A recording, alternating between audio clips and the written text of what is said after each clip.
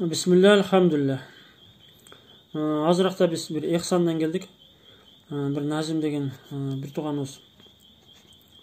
Bir туғандары умраға барып келді эле, ошонун боюнча Эхсан кылды. Ошо жакшылык менен бөлүшөйүн деп. Анан Дамла казыбыз Нематулла Дамла ошол жерде аксакалдардын көзүнчө кичине баян кылды. Жакшы сөздөр айтты, ошону мен видео тарта албай калыптырмын. Жакшы нерселер айтты, мен силерге ошолорду жеткиргим келди. Эсте барды айтып коеюн, ошончо айтып. Өтө орчундуу маселени айтты. Деди, ошо ысырапкорчулук дейт, ошол нерсени токтотуш керек. Урматтуу аксакалдар деди, ошол тегерегинде отургандарга. Ушул нерселерди силер да бир билип койгула, ушуну аткарайлы деди. Аксакалдар. Мындай бала чаканы үйлөй турган болсоңор дейт, мындай азыраак эле адам чакырып, 1-2 саат кичине ошол жерде баталарды берип таркап кетели деди.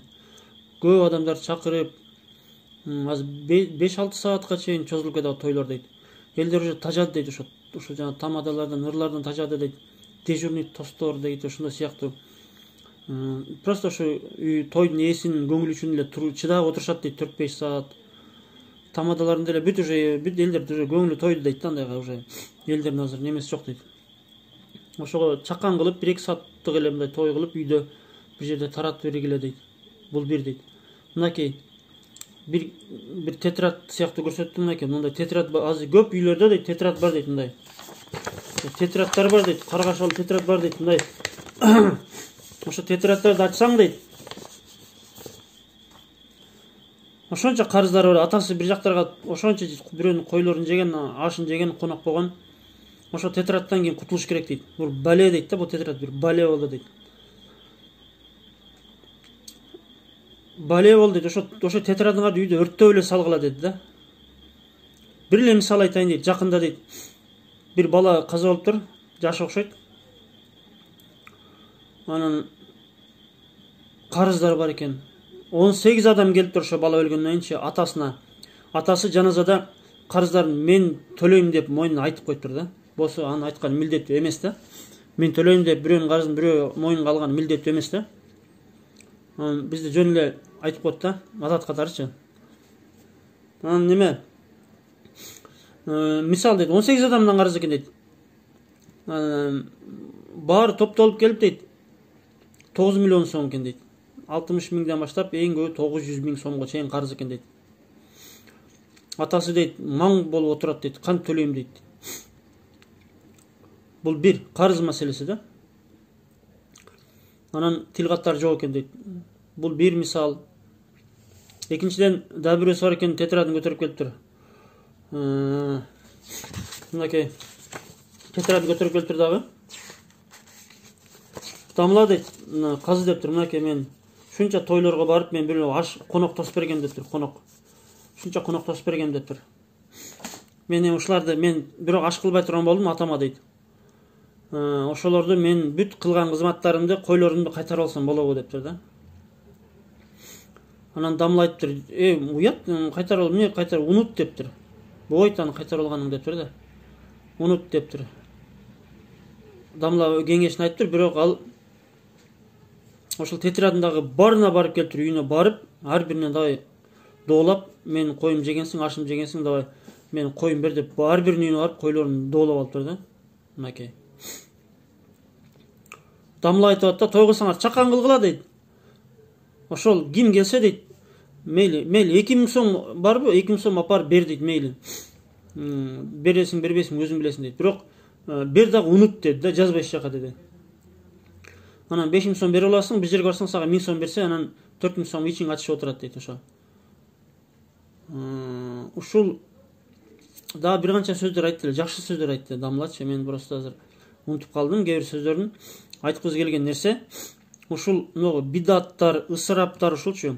Барыш керек эле, кылышым керек эле, барбасам мынтип ойлойт, анан тигинтип ойлойт, анан мындай дейт, тигиндей дейт деп отуруп, кыргыздар байбай, жарбай, карыздарга батып, ошо тапкан эле жол киресин себетке, бензинге, борсокко, анан да бир чачалекейге, пачалекейге, анан кайсы көнөк кийип барам, деп отуруп адамдар өзү үчүн жашабай, өзүнүн тиштерин карата албай жүрөт стоматологдорго, апасынын тиштерин карата албай жүрөт стоматологдоргочу. Карасаң тойдо жүрөт, бир жерде костюмге кийип алып туруп, да бир жерде жүрөт, досум анан бир патада жүрөт, конверт берип 5000 сом берип, да бир нерсе берип. Сүрүштүрүп бар үйүн карасаң, апасы калашчан жүрөт. Апасы же аялы, же келини үйүндө муздак суга идишип аткан болот. Кухнясына шарт жок. Үйүндө апасы, аялы, балдары дарат ала турган, густ ала турган ваннасы жок.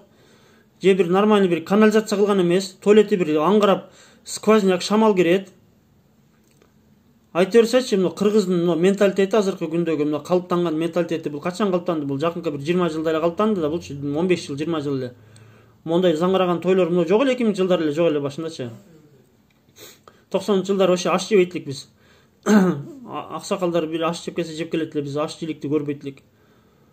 Мынакей ушул менталитет, ушул түшүнүктөр, биздин стереотиптер эл эмне дейт дегенчи, кой тууганчылыктан чыгып калам депчи. Ошо ооруп калганыңда, бир кыйынчылыгың болгондо, муктаждыгың болгондо туугандарың келбейт деле сагачы, жакын адамдарың келет, болду. Ушул нерсени токтотушубуз керек да. Башында бир экөөсү жаман көрүнөт, ушуну мен барбайм, кылбайм деп жаман көрүнөт. Кийин бирок бул нерсе азаят буюрса, ушунун кесепетинен көптөгөн жаштар той кылбайм деп атам, бирок ата-энем той кыл деп атат деп отуруп, ата-энелери балдарын кыйнап коюп атышат. Барасың, кыласың, келесиң, кой сен андай кылба, тигиндей кылба депчи. Башында бирөө жаман көрүнүш керек да. Соёсуң дейт дагы аксакалдар. Мен акшакал деп эле айткым келет да алардычы. Соёсуң, сен акаң анан атаң жеген депчи.